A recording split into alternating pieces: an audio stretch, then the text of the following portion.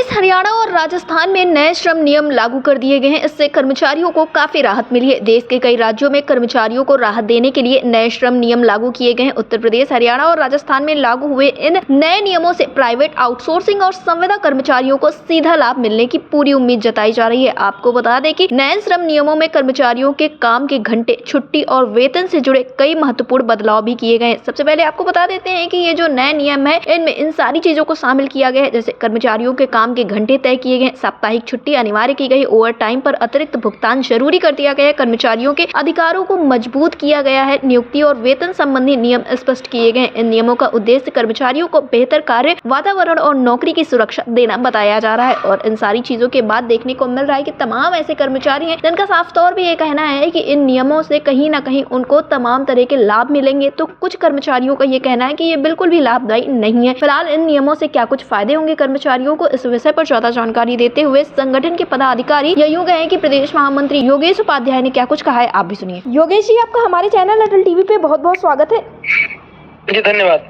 योगेश जी, जैसा कि देखने को मिला है कि उत्तर प्रदेश, हरियाणा और राजस्थान में नए श्रम नियमों को लागू किया गया है और कर्मचारियों को इससे क्या कुछ फायदे होने वाले हैं, पहले के हिसाब से अब क्या कुछ चीजें खास होंगी कर्मचारियों के लिए?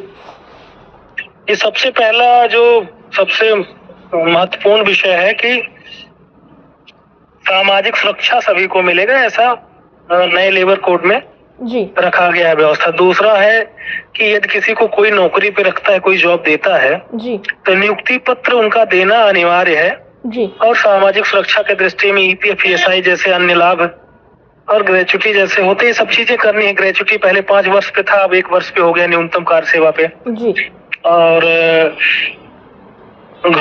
कार्य के घंटों का निर्धारण किया गया है जी कि आपको सप्ताह में जो पहले भी था कि 48 घंटे कार्य करने हैं, जी वो उसके अतिरिक्त अगर काम करते हैं तो आपको ओवर टाइम मिलेगा। जी और सप्ताह में तो 48 घंटे ही हैं, अब 8 से 12 घंटे आप कार्य कर सकते हैं दिन में, ऐसी ही व्यवस्था की गई है। इससे क्या होगा कि अगर आप 8 से अधिक काम करते तो उसी अनुरूप आपका कार्य दिवस कम हो जाएगा। जी अगर आप 8 से घंटे से अधिक काम करते हैं तो जो 6 कार्य दिवसों में आपके 48 घंटे होते थे वो बढ़ के 5 कार्य दिवसों में हो जाएंगे, तो साप्ताहिक अवकाश से 1 से 2 बढ़ सकते हैं। इस तरीके से व्यवस्था की गई है। और अगर आप अवकाश नहीं लेते तो ओवर टाइम का भी व्यवस्था किया गया है, अनिवार्य रूप से दिया जाएगा। जी ये सारी व्यवस्थाएं हैं। और जो हमारे गिग वर्कर हैं, प्लेटफॉर्म वर्कर हैं, उनके सामाजिक सुरक्षा को लेके भी सरकार का चिंतन है, उस पे काम कर रहा है। और ये इस नई लेबर कोड के माध्यम से जो हमारे प्लेटफॉर्म वर्कर्स हैं उनके लिए सामाजिक सुरक्षा के लिए व्यवस्था किए जाने के लिए प्राविधान किया गया कि प्रदेशों को उसके लिए एक फंड अरेंज करना है और फंड के माध्यम से उनका सामाजिक सुरक्षा सुनिश्चित किया जाए, ऐसी सारी व्यवस्थाएं की गई हैं। जी योगेश जी, इसमें एक चीज़ और देखने को मिली थी कि ये जो नए नियम है, इससे प्राइवेट, आउटसोर्सिंग और संविदा कर्मचारियों को सीधा लाभ मिलेगा। तो क्या इसमें एनएचएम कर्मचारियों को भी जोड़ा जाएगा? जी, अभी एनएचएम कर्मचारी की कैटेगरी में नहीं आते हैं, वो स्कीम के तहत कार्यरत हैं। तो एक स्कीम है, कायदे से नियम में जाएंगे तो एनएचएम के जो भी कर्मचारी हैं वो कर्मचारी ना होके जी एक प्रोत्साहन राशि के रूप में उनको राशि मिलता है, एनजीओ के तहत काम करते हैं, ऐसा कह सकते हैं। जिस वजह से एनएचएम को लेके कुछ स्पष्ट निर्देश उसमें नहीं जिक्र किया गया है, जिसको लेके भारतीय मजदूर संघ के साथ चिंतन हुआ था और बात भी हुई थी। और हम लोग 25 तारीख को एक ज्ञापन भी दिए थे कि इसमें स्कीम वर्कर को भी शामिल किया जाए, ऐसी बातें की गई हैं। लगातार उस पर प्रयास किया जा रहा है और ये अगर त्रुटिवश है तो सही होगा, यदि और अगर जान के किया गया है तो उसमें सुधार करके उसको शामिल किया जाए, ऐसा प्रयास है।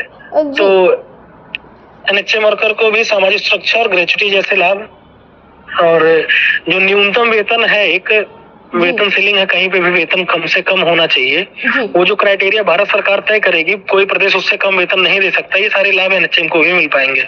जी योगेश जी, मेरा आपसे अंतिम सवाल ये है कि ये जो नए श्रम कानून लाए गए हैं, नियम कानून है, इससे कर्मचारी कहीं ना कहीं काफी ज्यादा सवाल खड़े कर रहे हैं और इसके पहले जो 44 श्रम संहिता थी उसको लेकर कहा जा रहा है कि वो चीजें ज्यादा बेहतर थी। तो कर्मचारियों के हिसाब से चीजें बेहतर कौन सी है, किससे कर्मचारियों को ज्यादा लाभ मिल सकता है?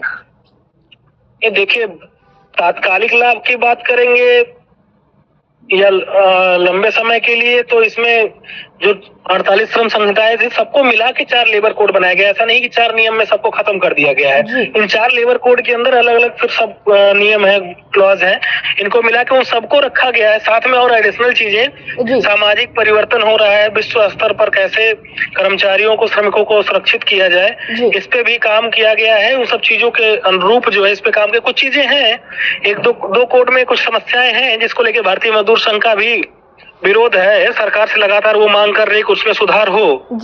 इंडस्ट्रियल रिलेशन की बात हो या कुछ रजिस्ट्रेशन की बात होती है, जिसमें लेबर को डिपार्टमेंट में अगर कोई यूनियन पंजीकरण कराना होता है तो उसमें कुछ नियम ऐसे हैं जो संशोधन की आवश्यकता है, जिनको लेकर लगातार संगठन का विरोध और संवाद दोनों चल रहा है और उस पर कार्य हो रहा है। लेकिन जो नई चीजें आई हैं वो स्वागत योग्य हैं। उससे कर्मचारियों को बहुत अच्छे लाभ मिलेंगे। एक न्यूनतम वेतन हो जाता है, सामाजिक सुरक्षा सभी को मिल जाती है।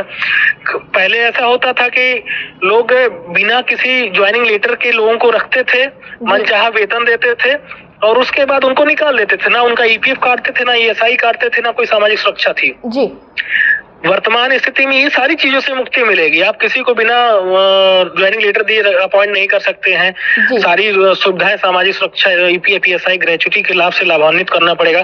भारत सरकार जो न्यूनतम वेतन तय करेगा वो आपको देना पड़ेगा। कोई प्रदेश उससे कम वेतन है। ये सारी चीजें हुई हैं।